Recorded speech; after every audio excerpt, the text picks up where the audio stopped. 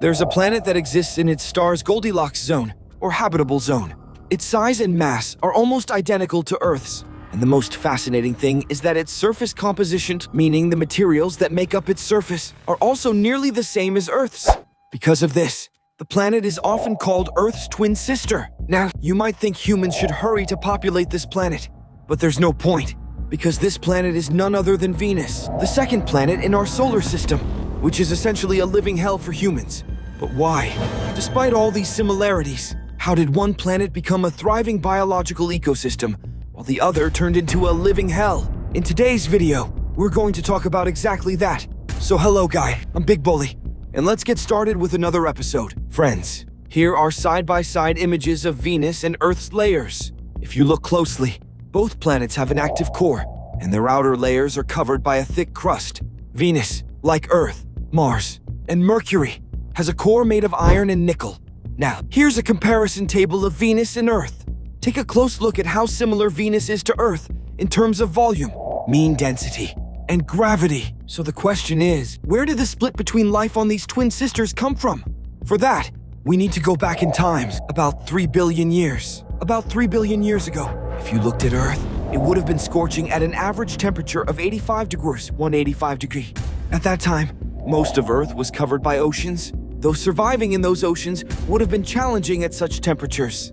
The atmosphere lacked oxygen. Instead, gases like methane, ammonia, water vapor, and neon filled the air, making survival nearly impossible. On the other hand, Mars was frozen and covered in ice, where the possibility of life was almost non-existent.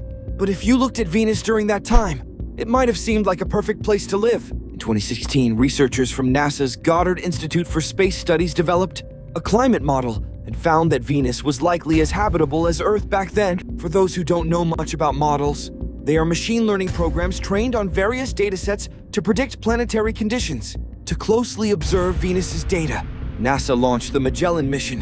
By 1992, this mission had mapped 98% of Venus's surface, and in 1994, the spacecraft was sent into Venus's atmosphere.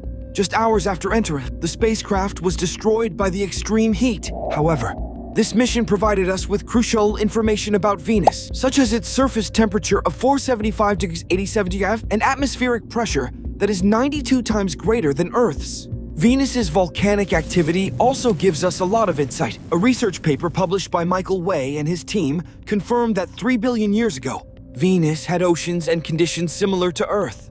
According to their models, the global average temperature on Venus was around 11 degrees to 52 degrees, which was ideal for life. Their models suggest that up until 715 million years ago, Venus's temperature had only increased by 4 degrees Celsius. But suddenly, around 715 million years ago, a massive volcanic eruption occurred that completely changed Venus's atmosphere.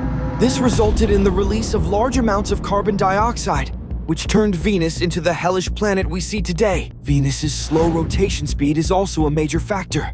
A full rotation of Venus takes 243 Earth days, which means sunlight stays on the same spot for an extended period.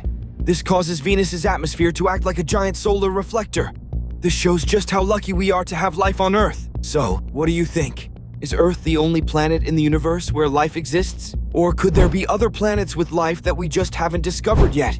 Let us know your thoughts in the comments below. If you enjoyed this video, please like and share a bit. And don't forget to subscribe to our channel. Thanks for today.